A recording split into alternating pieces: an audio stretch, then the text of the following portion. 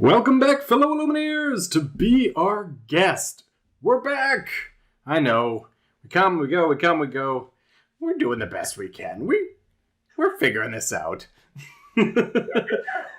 What a thrilling day. I mean, out of the blue, we got a bunch of spoilers for the second chapter of Lorcana, Rise of the Floodborn. If that doesn't make you excited, I don't know what will. I love the design aspect they've had with Floodborn, so I'm really excited to see what they do with the next set. We saw starter decks, we saw playmats, we saw sleeves, but most importantly, we saw 13 new cards, the first cards from this new upcoming set. It will release November 17th with LGS, and then I believe December 1st at big box retailers, so keep an eye out for that. Now, I feel and hear some of you saying that you're still struggling to get product from the first set. How should you start thinking about the second set? Stay strong. The reprints are coming, and you should start checking now with your LGS, with your GameStops, and any other big box stores that'll hear you to see when they're going to start having pre-orders, and just get your name down on any wait lists or pre-orders as soon as you can for the second set, and hold tight for the reprints of the first set. For now, let's dig into it and see what's up with the new cards. With us today, we've got Patrick back. Patrick, how are you doing, sir? Doing good. How are you, buddy? I'm doing good. You still kind of sound like you're calling me from a tunnel, but that's okay. We do not have Patrick visually with us today, so you'll see a visual representation of Patrick on the screen, and I'm going to have a lot of fun with that. I don't even know what I'm going to do yet, but I guarantee you it's going to be very complimentary. All right, Patrick, why don't we dive into the first card here? So we've got Mickey Mouse, A Friendly Face. He is a 6-cost inkable, 1/6 with 3 lore, with the ability Glad You're Here. Whenever this character quests, you may pay 3 ink less for the next character you play this turn. What do you say, sir? I say a B. Maybe a B plus in a Stitch Rockstar deck, because you can cheat out a couple of free cards to take advantage of that draw. But at 6, you're probably getting maybe 2 cheats out before Mickey's dealt with, maybe even 3. But, at that point... I think you'd be lucky to get 3. Yeah, I mean, at that point, do you really need to cheat out anything? Because you have at least 6 for Mickey, right? So... Yeah, I mean, I feel like I'd be happy with him with 1 cheat out, because if you think about it, as soon as you're paying 3 ink less for your next character, this effectively costs 3 for a 1/6/3 lore. Yeah, that's true. The downside is, sure, for 3, I'm getting 3 lore, and it's taking a lot of my opponent's efforts to deal with it at 6 willpower, but it's not really dealing much damage, to the opponent in the process. It's really just stalling them. Now, Correct. Stalling can be relevant, because what kind of a lore swing is this? Maybe 7 in your favor or something like that? 6 or 7 in your favor, 3 on your end, and, 3 or 4 on their end that they could have gotten otherwise if they weren't busy challenging Mickey. So I think ultimately if you can get 1 use out of him, I would call that a good card. If you can get 2 or more uses out of him, I think at that point it becomes exceptional, because it means you've also got 6 or 9 lore out of it, which is exceptional. So I'm going to say my happy case is 1 use.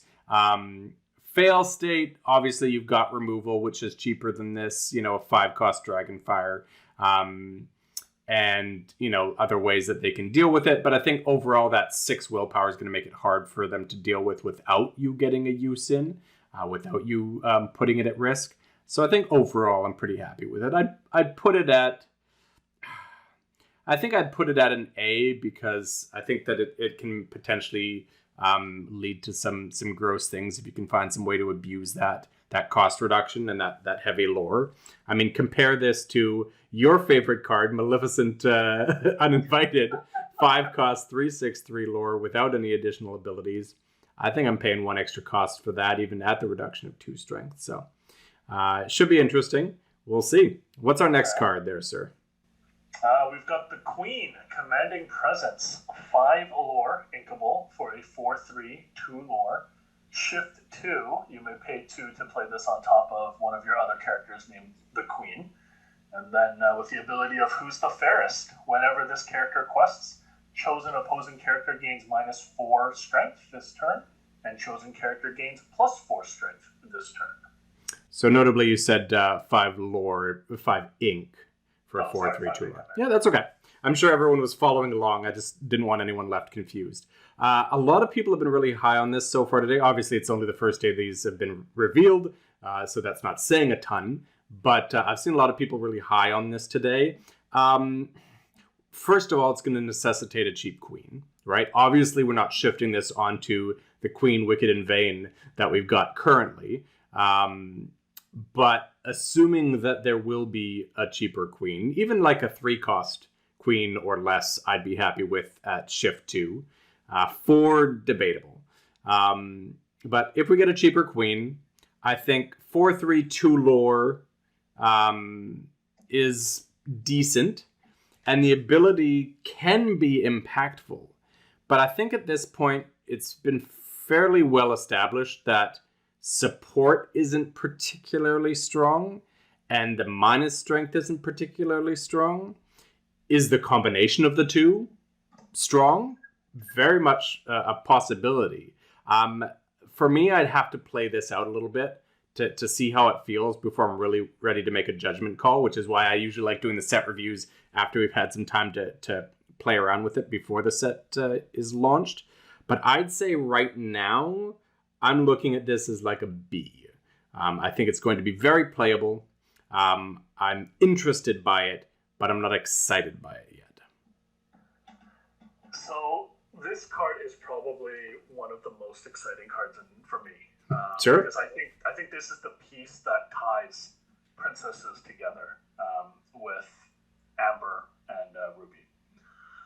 So you're essentially obviously giving Mulan the +4, right? So you're banishing 1 to give everything else +1 more. You're then questing with Moana to ready Mulan again.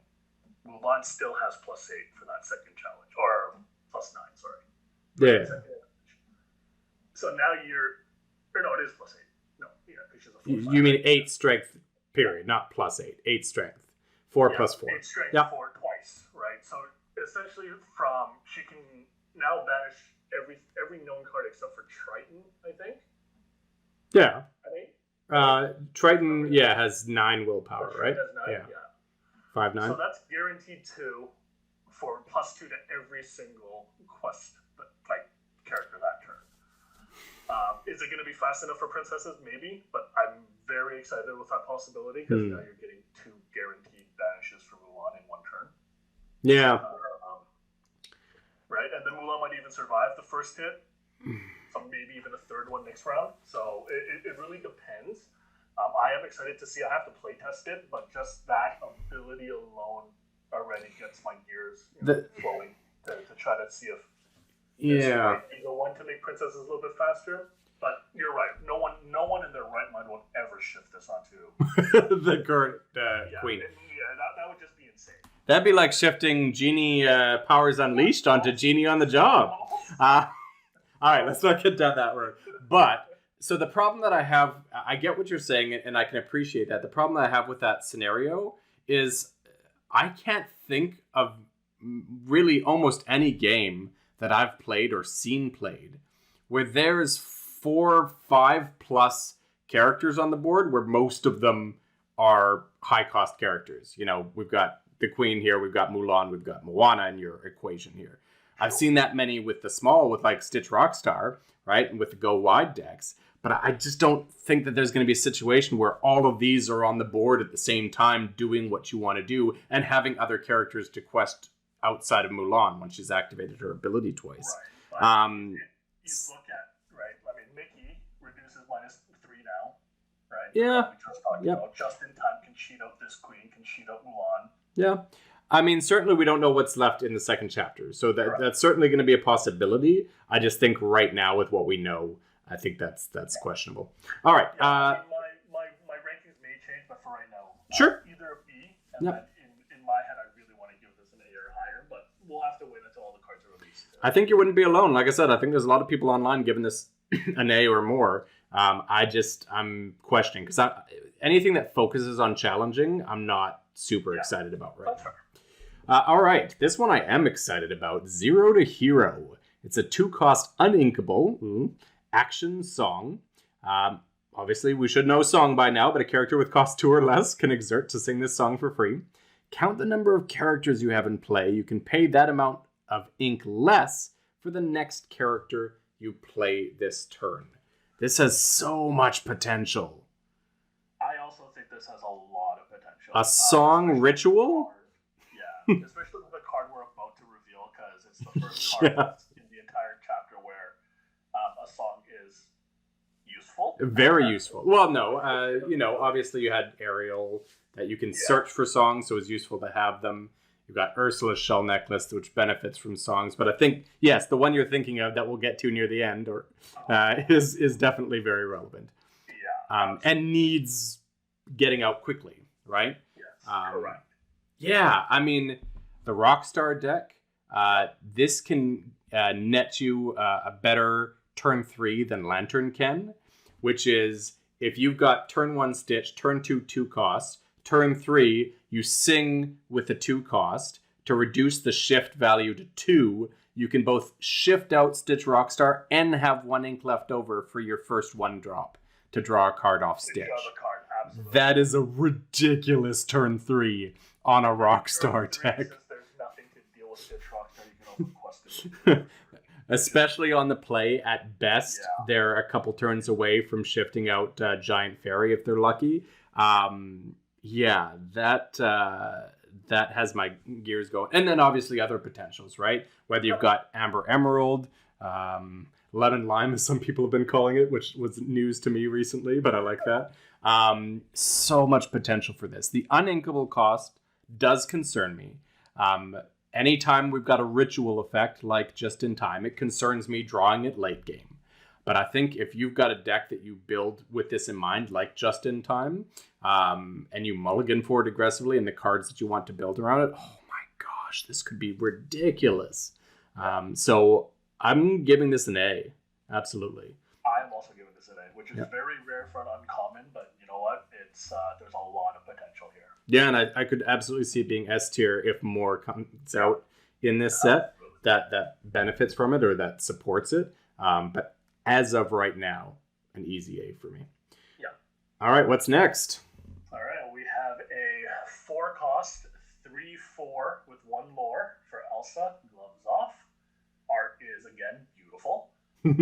Yes. Challenger +3. We all know. So again, there's been a lot of. It should be resolved now. But when it first got released, Challengers only when you're doing the challenging, not when you're being challenged. Hopefully, everybody knows that by now. Yes. So +3, essentially making her a 6/4 when she's challenging, and then a 3/4 when she's being challenged. Yeah. What do you think? There's a lot of challenger cards already. I mean, granted, not many in Amethyst. But, with Rafiki and Zeus, do you really need a third one? That doesn't have Rush, obviously. Yeah, it doesn't even have Rush, but, do you really need a third big hitter in that color? I don't know. Just based on how other challenger cards have played in the first chapter in live games. Yeah. It's not as great as I thought it would be. Right? I'm telling you, things that focus solely on challenging, when there's so many decks out there that just want to rush for lore or do broken things, strictly focusing on challenging is debatable. I'm with you on C. Couple of things that I'll add to that. One, I think this is going to be a really good addition to a budget deck. 2, this is everything that I wanted Jafar, Wicked Sorcerer, to be. Namely, it's a challenger that hits hard, but can actually hit decently on defense as well when being challenged. Right? 3 strength is going to make a lot more impact than 2, obviously.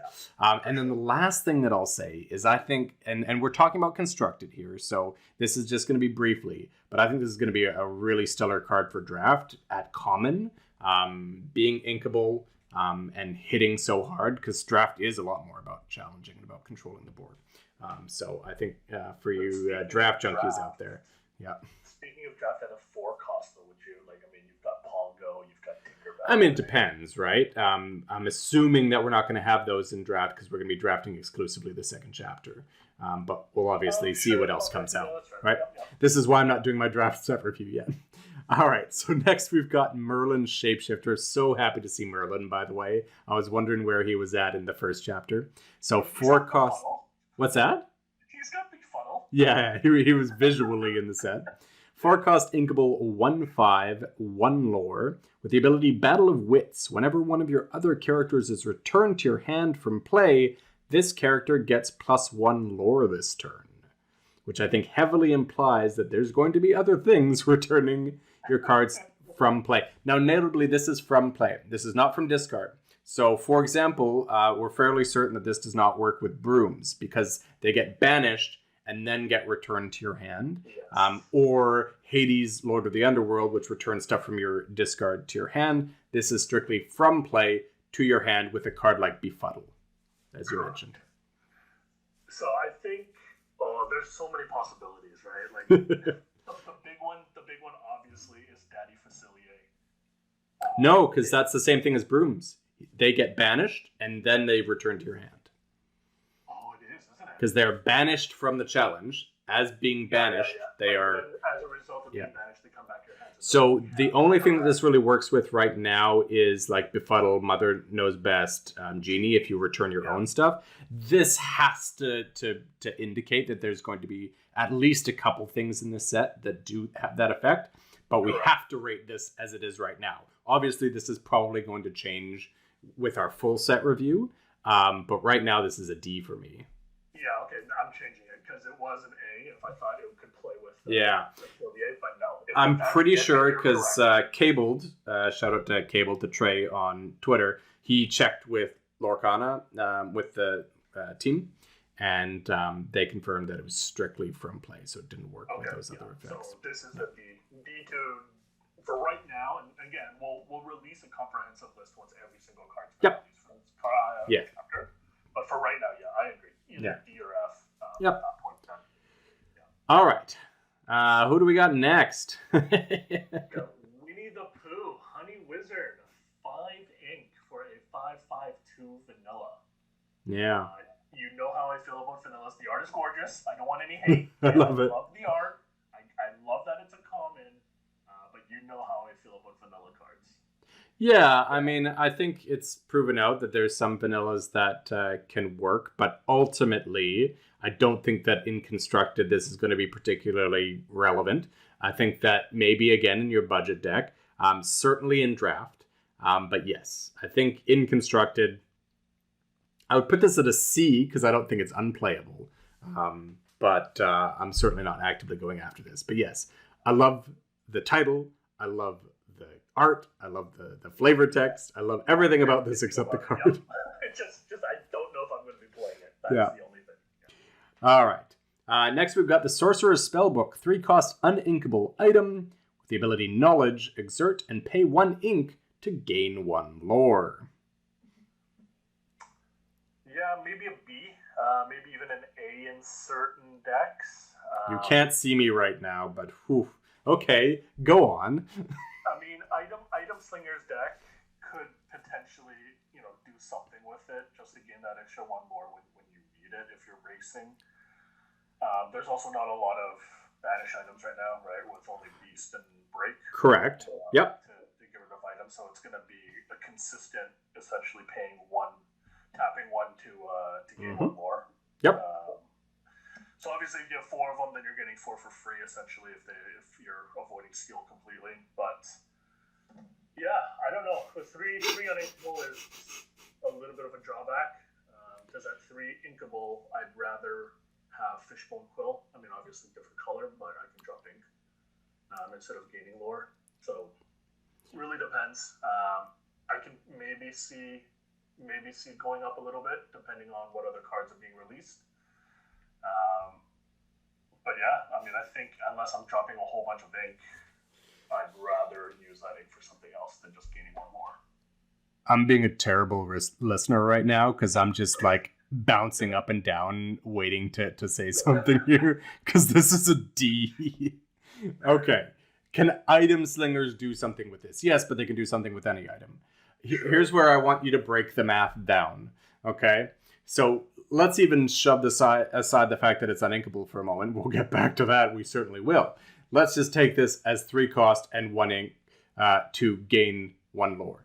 So already we're paying 4 for the equivalent of the card Tangled, right? Even if this is undisturbed, it's only going to cost you 1 ink, sure. But assuming you have 1 ink to spend, how many turns is this actually going to be in play before the game is over? How much lore are you actually gaining off of this versus anything else of impact? It depends. I mean, there's been plenty of games where I've had 1 ink remaining and I can't use it. I understand that. So but Patrick... Why want to transfer it to lore? Maybe. But the cards that you're playing, I'm not just talking about the ink, I'm talking about the use of a card in your hand, in your deck. True. Right? Is there not another card, pretty much any other card in a decently constructed deck, that you would rather be playing? Is it unlikely to be destroyed? Yes, to your point. I'm assuming that there's probably going to be at least 1 banish item card in this deck, but even if there isn't, let's say Beast is the only viable one, right? Even if it was never destroyed, it's just taking up valuable real estate for very little impact. And the fact of the matter is a well-constructed deck is much more likely to be using its ink entirely for most of its turns. Not exclusively, especially if the game bogs down and slows down, absolutely. Again, any card you can create a scenario where it becomes effective. But the bulk of games, I want you, as you're listening, to think, not you, Patrick, everyone else at home, think about some of the games you've played. How many turns did you actually have, even an ink to spare, not use all of your ink, right? Okay, so that narrows down its usefulness a little bit. You will have some turns that will, you will have some turns that won't. Then think about, of the turns that I had a spare ink, how long after like turn 6, 7, 8 did the game actually last? Because if you're dropping this on turn 3, not affecting the board other than, having a little... droplet of lore, of lore return. I'm getting worked up here.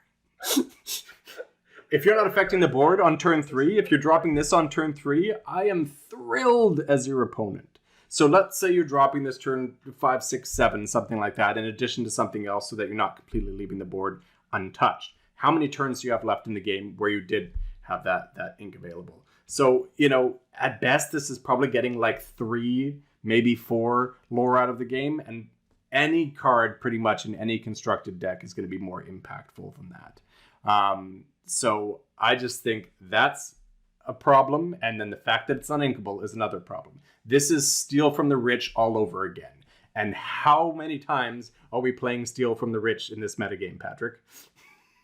I'm just saying, you're going to be really disappointed when I have 19 lore and then just drop this and exert it and win the game one day. Sure. And I'm going to be really sad when you find a scenario where Steal from the Rich is useful. That doesn't make it a good card. This is different from Steal from the Rich. I agree with you. Steal from the Rich is not useful. This has a little bit of application. I'm not saying that there won't be cards in this set that might make this more useful, but as things stand right now, D, useless. Sure. Leave it alone. All right. Fitting that you should introduce the next card. Yeah. So it's going to be Bell, Hidden Archer, for 5 cost for 3/3 lore, shift of 3, with the ability Thorny Arrows. When this character is challenged, the challenging character's player discards all cards in their hand. Wild, eh? Yeah. So on paper, very strong. But I'm not as high up on this as you think I might be. Even though it's Bell. I know that you give it a little bit of a Bell bump, but I don't expect you to necessarily be. So here's the thing. There's a much like Queen, there's a lot of people going wild on Twitter for this. And I think rightfully so in that, to your point, on paper, in other words, when you first read this, you read the ability, when she's challenged, they discard their entire hand. Oh my goodness. And that's a way to protect my character that's generating 3 lore a turn, oh my goodness, fantastic, right? Unfortunately, there's a few drawbacks here. First of all, again, obviously uninkable is a drawback. No matter what card it's on, the best card in the game, it's a drawback. Even friends on the other side, I don't want to ink, but I'm sure glad when I need ink that I've got that option. Correct. Right? So that's a problem. Then there's the fact that she's a 3/3. And even if there's no better removal printed in the next chapter, in Rise of the Floodborn, we have a really good and efficient card that deals with 3/3s really effectively in Smash. Yep. Absolutely, we will make all the jokes about smashing Bell. But the thing is, whether you've got Smash, whether you've got Dragonfire, or whether you've got like a combination of Fire the Cannons and Tinkerbell, right? Yep. There are plenty of ways to deal with her without challenging. Then on top of that, if she's drawn in the late game, when you don't have a hand, that deterrent goes away. And then you've dropped a 5-cost 3/3. It produced 3 lore, so don't get me wrong, there's times where that's enough, right? Just producing 3 lore is enough. But that's another problem. The fact that she has Shift 3 is very interesting. If we get a cheap Bell, I'm not satisfied with this on the 3-cost Bell. If we get a cheap Bell, like the equivalent of like a Regal Princess, Aurora Regal Princess, right? A 2-cost 2/2. I have a hot take. Yeah? With the shift. Yeah. I have a hot take with the shift. So, because in my play test, and everyone who has been following us knows that I play Sapphire still at the moment. With 4 legendary bells. My very first bell, if I'm playing Sapphire Emerald, I may actually consider shifting this onto the legendary to protect it, right? Because I'm still getting, I'm getting 3 lore in the early game instead of 5, because I won't have 10 ink out yet. And now if you're going to challenge, it's hand destruction. So that's the only. So are you saying like once you've kind of drained her of the ability as much as you want, like I put out as much ink as I intend to in the short term? Before, Okay. It's Sapphire Emerald. I don't have access to it. I could see that. You know, I'm not really keen on the ink inefficiency of doing that, but I think you might have a point, which is kind of user for the ability, because I often lay down the first Bell Special but Strange, just expecting her to die and using her for her ink ability. So if you're gonna die, you might as well take your hand with it, right? Yeah. If you don't have removal. Yeah, if you know you're not playing against Steel, and just are willing to take a chance against Ruby or something like that. Yeah, I mean, again, you got to factor in the fact that you're losing the card by shifting, right? You've got 2 characters making up 1. But I could see circumstances where that might be the play. So don't discount that, everyone at home. My hot takes. All right. What are we rating it as? I think I'm satisfied at B right now. Again, much like the Queen, I want to see a little bit more of it, play test a little bit before I'm really willing to make a strong determination. But I think I'll kind of hedge my bets at a B right now. Yeah, with the Bell bump from me personally, as biased as I am with Bell, I also give it a B. Without it, it'd be a C, just because, again, it dies to so many combinations. I gotta say, Emerald really has not got a great track record with legendaries. Not as bad as Steel. Hopefully Steel doesn't get the worst legendary treatments again this set. Great reveal coming up. What are you talking about? No, for legendaries specifically. Oh, for legendary. Steel has a great super rare. Yeah, All right. Absolutely. All right. So next we've got Raya, Warrior of Kumandra, 4-cost inkable, 5/3, 1 lore. This is a D. Can we move on? So disappointed. They did. If you're following us on Twitter, they did Raya dirty. They gave her the Scar treatment, which isn't even a good card in draft, let alone in constructed. Yeah. It's a D. I'm going to trust that they have another Raya card so that this is not her only representation, because I will be mad. I really like Raya. I will be too, because I mean the color is right, but it's just so bad. All right. What do we got next, sir? So 4-cost Dinner Bell, which is an item. You know what happens. Exert, pay 2 additional ink. Draw cards equal to the damage on one chosen character of yours, and then banish them. Notably, it's 4-cost uninkable, so that's relevant. It is 4-cost uninkable. Yes. I will admit, I did not realize this was from the Great Mouse Detective. I was trying to figure out what in the heck this is from. So shout out to everybody on Twitter for educating me. I'm not a huge Great Mouse Detective fan. I'm sorry. We might get some people unsubscribing because of that, but Oh no.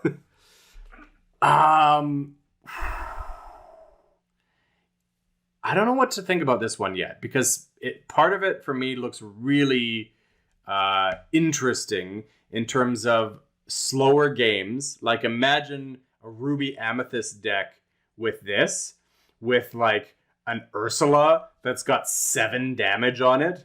You're like, she's about to die. Here comes the dinner bell. Let me draw 7 cards after questing for the 3 lore the last time.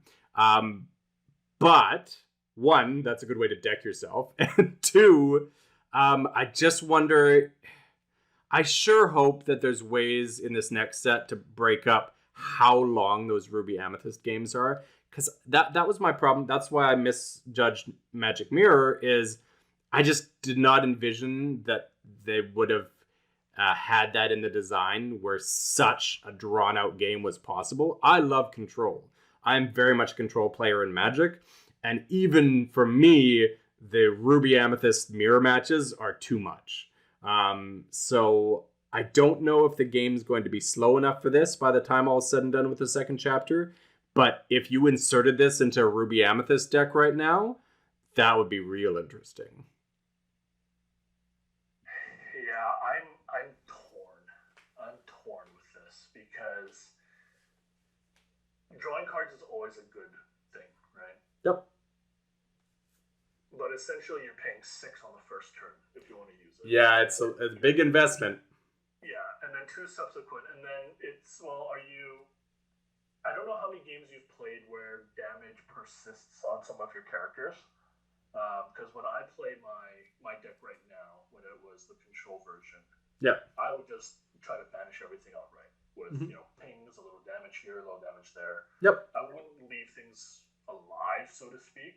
You should actively try not to leave your opponent's characters alive, yes. Correct. Yep. Correct. So, and then you have to think, is drawing cards more important than getting the lore, especially if it's a 2 or 3 lore, character, right? Well, presumably it would be a situation where you knew the character was going to get banished on your opponent's turn, and you quested one last time and then sacrificed it. If they're challenging, they're not questing with that character. Yep, absolutely. So that's a good point in terms of lore swing, them not questing instead. Yeah, that's a good point. Right, so that's why I'm torn, because it's got great benefits to you, but it's also very detrimental because you're decreasing your board presence. Yeah, I mean, same argument I made against the one lore whose name it the spellbook or whatever. I think the most relevant thing that you said there is that the first investment is 6 ink, which is a lot. I mean, it's actually the same amount of ink as Magic Mirror, which sees a lot of play. So, take that for what it's worth. It's just reversed, right? And quite frankly, I'd rather the reverse. I'd rather a high initial cost and a lower subsequent cost. But I think you're also right in that, even if your character is going to get banished, stalling your opponent, forcing them to deal with your character is not irrelevant. So I still feel like if you gave this to Ruby Amethyst players now, they would absolutely play this. Almost certainly over Magic Mirror. Absolutely. The question is just, is it better or will it be good by the time all is said and done? Again, all of these cards, our ratings included, you should be taking it with a grain of salt right now because we don't know what the rest of the cards are. That's why you should really be waiting until full set reviews.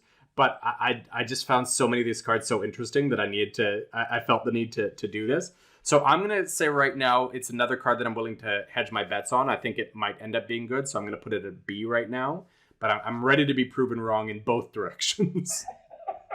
I'll go one lower at a C. I just think the drawback's a little too dicey for me. I hope I'm proven wrong, because I agree. Like, there's a lot of interesting things that can be done with this card for sure. Yeah. All right. Next, we've got Gaston. Intellectual powerhouse, 6 cost uninkable, 4/4, 3 lore with shift 4, and the ability Developed Brain. When you play this character, look at the top 3 cards of your deck. You may put one into your hand and put the rest on the bottom of your deck in any order. So effectively, it's a beefed up Develop Your Brain. First of all, love the art again. Love the diagram that he's drawn on here. I don't know why he's not an inventor, by the way, with the goggles on and all that. Feels like he's got a similar design to Bells and should thus be an inventor. But anyways, let's go back to the card itself. What are your thoughts on this one, sir? I love this card. It's in a color that I absolutely adore in Sapphire. Hashtag Team Sapphire. Shifting 4, even on the Ruby Gaston, you take away, his rush ability and his, brawn. Not rush, reckless. Sorry. His, what is it? Is it just... Reckless is what he's got. Oh, reckless. Yeah. Sorry. But I mean, you shift him on, and you quest immediately 3 lore right there. It's a beefed up Develop Your Brain. So you've got card draw. I love this card. For me, I rate it as an A. Yep. I think it's a very, very welcome addition to Sapphire. Yeah. With that card draw, which is hard usually for ramp. Yep. I'm very happy with this reveal. I think this is a great finisher for Sapphire Steel specifically because at 4/4 he's got some beef, but not a ton. So he partners really well with Steel, clearing the board of this, of most of your opponent's characters or potentially all of them, and thus giving him the opportunity to, quest unassaulted. Obviously, we don't currently have a Gaston in those colors. So to your point, shifting him onto the Ruby Gaston is effective in that particular one as well. And I suppose you could say, be prepared. And Dragonfire is a good way to clear the board for Gaston as well. So maybe he's a Ruby Sapphire finisher as well. I also like what you said about it removing Ruby Gaston's Reckless. Because if you've got a situation where you're going to have to run your Ruby Gaston into a Goons or into a large character that it's not going to do anything other than deal 4 damage, that's not nothing, but maybe you'd rather just shift so that you don't have the Reckless anymore and then can do as you will with it. So I think that there's a lot of interesting things there. I always love drawing cards. 3 lore is amazing. Again, uninkable, problematic for me, so you've got to be careful in your deck building. But I think overall, absolutely an A, and potentially treading into S territory for me, but a high A for me. All right, who do we got next? The belle of the ball here. Absolutely. 7 cost for a 5/5, 3 lore, shift 5, resist 2, which is a new keyword in this set. It's Cinderella. I was waiting for that. I wonder at what point he's going to get to the name of the character. It is Cindy, and then she's got the ability to Singing Sword. Whenever you play a song, this character may challenge ready characters this turn. Yeah. So just to be clear, we haven't gotten exact specifications of what play a song is saying here, but we're fairly certain it is either singing or paying the cost for. So we're going to work off that assumption. But there's a possibility it's strictly referring to not having sung that song. I doubt it. I can't imagine they would have designed it that way, but it is possible. So we're assuming that you can either pay the cost for it or sing the song to activate her ability. So what's not to love about this? I mean, the cost, I suppose, is what's not to love about it. But it's inkable. It's a 5/5/3 lore. You can shift. I'm assuming that implies there's going to be some other options for Cinderella other than the current Amber one to shift. Resist 2. Like, I can't possibly downplay the potency of ability like Resist and Resist 2. Because what that implies is in one character, it's going to take a 7/7 to take her down, or a 7 strength, right? But if you start splitting it up, all of a sudden you've got, 4 or 5 strength or less. A 5 strength deals 3 damage. 4 strength deals 2 damage. So you'd need both of those to take her out. If you've got, 4 4s only, you'd need 3 of them to take her out. She laughs at Fire the cannon. She laughs at giant fairy. She laughs at grab your sword. She especially laughs at giant fairy. Like, this is a mirror breaker. Giant fairy challenging her only deals 2 damage, and if she challenges and banishes something else, she would deal nothing to her because the secondary ability wouldn't do anything. So she just absolutely wrecks giant fairy.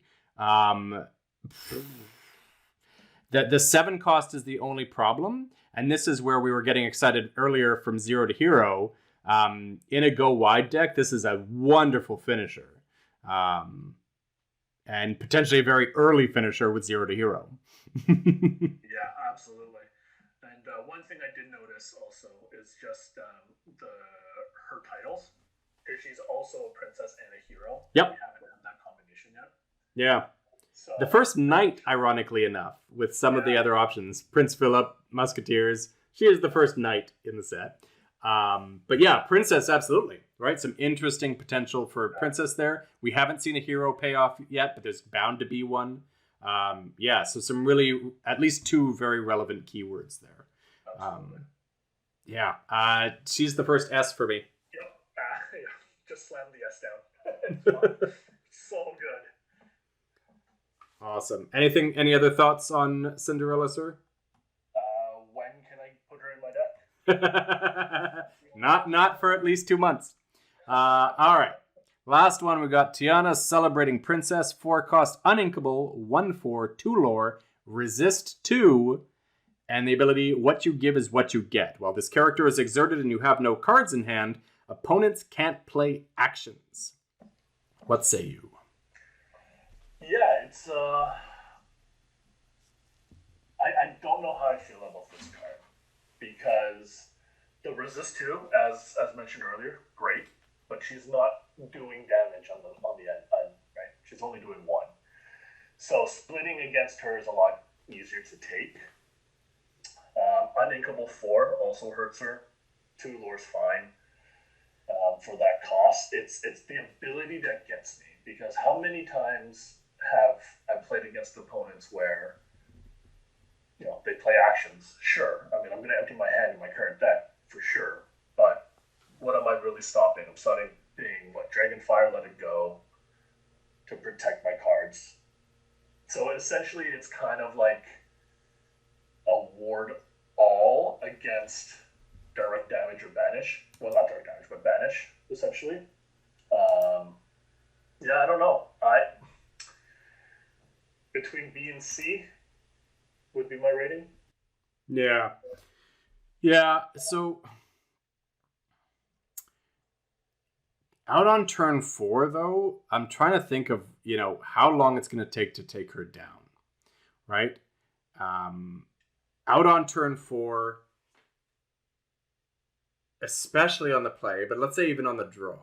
So they've got, the first time she quests, they probably have a 5-drop to go at her. Yeah, that's probably enough. I don't know. It's hard to say, but Empty by then. So on my turn 5, let it go Dragonfire. Yeah. I mean, that's going to deal with anything, right? Like, I'm not really going to factor those in because I'm trying to think of on the board. That can affect Cinderella. That can affect any of these, right? Anything without board.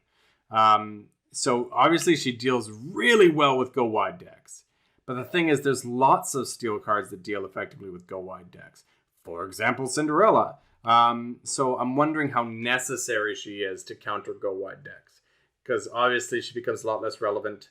It needs a 6/6 to take her down individually. But by the time we reach turn 5, 6, 7, that's certainly plausible. The secondary ability, I don't think, is going to be super relevant. Not irrelevant, but it feels very much like Beast Wolfsbane's second ability. A few others, Genie Powers Unleashed, where there are situations where it's going to be relevant, but on the whole, you're not really even going to remember that the ability is there. So I think you really have to take her as the 1/4/2 resist 2. And if this was 4-cost inkable, I'd be thrilled with that. At 4-cost uninkable, I'm unsure. So I think it's a B for me right now, but I could certainly see her being exceptional depending on what we see coming up. Yeah, for sure. Yeah. All right, that's a wrap. Overall, some really cool cards and things that I'm really excited about. And we're only 13 cards into a 204 card set. So lots to see. Yeah, I'm very happy with the 13 cards, right? Yeah. Yep. I'm really happy with 13 cards. I mean, Gaston and Cinderella just made my day. Belle was a great add-on as well. But yeah, love it. Awesome. All right, buddy. Thanks for hanging out tonight, and we'll see you again soon. And hopefully, we got some more reveals soon, so we can check out some more sweet new cards. All right, everyone. Once again, thank you for all your support, everyone. Huge uptick on the giveaway, so we'll do another one shortly. But yeah, thanks for tuning in, and I'm glad you guys find this content enjoyable. All right. Take care, everyone. We'll see you soon. Bye-bye. Thank you, everyone, for watching. It's truly an honor to see you enjoying our videos. Thank you to Lorcana.com for having us as one of their featured creators, and thank you to the amazing community coming together around this incredible game. Please like, subscribe, and let us know in the comments what you'd like to see on our next video. Until next time, if you'd like to continue with us on this journey, please be our guest.